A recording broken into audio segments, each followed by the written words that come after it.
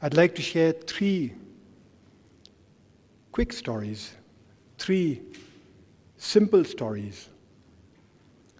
The first is about a comic book I read.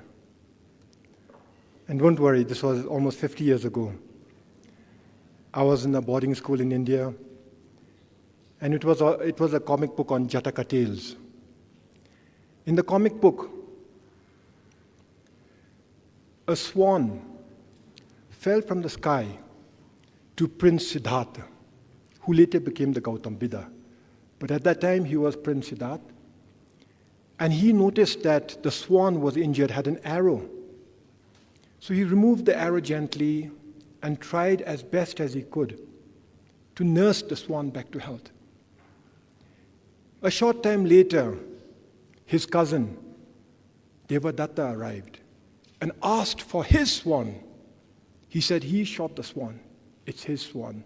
An argument ensued, and the two of them decided to seek counsel from the oldest person in the palace, a wise old sage. I knew what the outcome was going to be. Devadatta had shot the swan, therefore the swan belonged to him. And I was shocked. As I turned the page of the comic book, I could see the wise sage say, Devadatta, you tried to take the swan's life away. Prince Siddhartha, you have given life to the swan. The swan belongs to you. The second story happened a few years later. When I was home for my winter vacation from my boarding school, as I was enjoying the winter sun, I heard dogs bark, and then dogs bay, and then children scream. I saw the dogs run after something, and the children run after dogs, yelling at the top of their voice.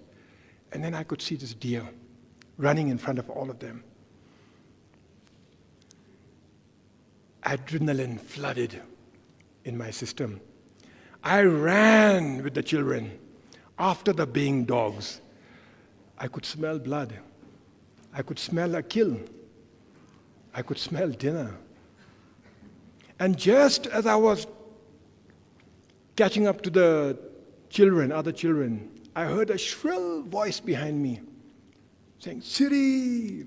That's what my mother calls me. Short for Tshering, Siri. Siri, come right back. And then she says, what on earth do you think you're doing? And I said, the dogs are going to get the deer. And she said, don't you know any better? We live near a forest. And she said, animals from the forest come to human habitation only when they need your help. You should be helping the deer. It's probably a leopard or a tiger this deer is running away from. I don't remember what happened to the deer, but I remember my mother's counsel to me. Much later, almost 45 years later, in 2018, I was serving as a Prime Minister at that time. I woke up and I checked my phone, and I saw that social media was abuzz with a certain viral video of a tiger lumbering down into Thimphu. Somebody had captured the picture through his car, and the tiger was walking down nonchalantly like a boss. I could see how regal the tiger was. But what my mother had cautioned me many decades ago came back. And I said, the tiger probably needs help. I called the forestry department, and by then, they had located the tiger, tranquilized the tiger, and taken it up to the wildlife sanctuary. Indeed, the tiger needed our help. The tiger had come to seek help from us. The tiger was ill. Our veterinarians tried their best. They administered intravenously drugs, a range of tonics, antibiotics. Our monk body offered prayers. Her Majesty, the Queen, visited the tiger. I visited too, several times.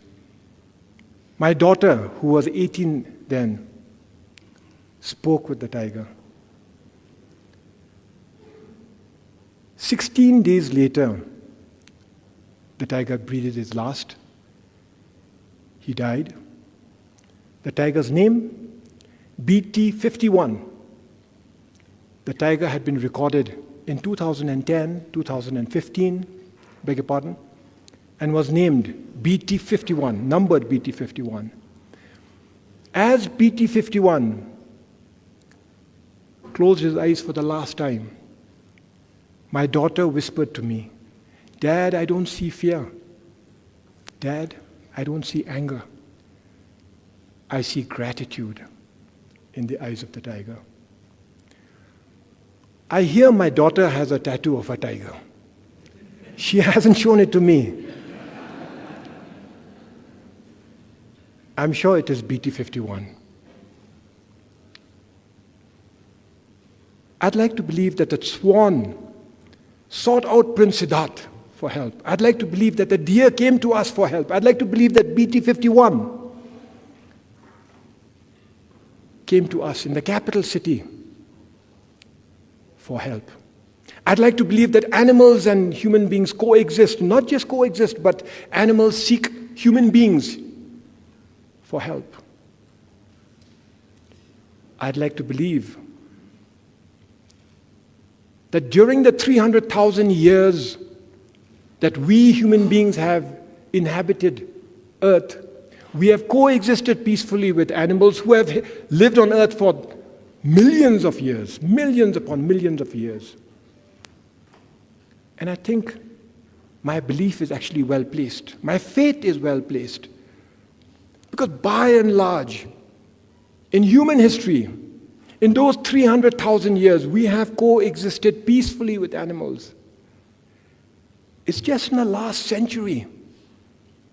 In the grand scheme of things, it was just a fraction of time that we started attacking animals and wildlife.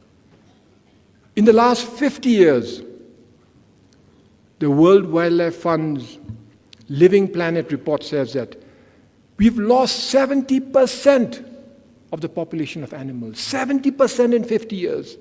In the last 100 years, tiger population had plummeted from a high of 100,000 tigers worldwide to a low of 3,200 tigers in 2010. In just 100 years, we almost drove the tiger to extinction. Indeed, 2 of their species were driven to extinction. But as we gather here today, we must see that there is light at the end of the tunnel. For since then, we have made a rebound, a remarkable rebound. Tiger numbers have increased. And that is thanks to your good efforts.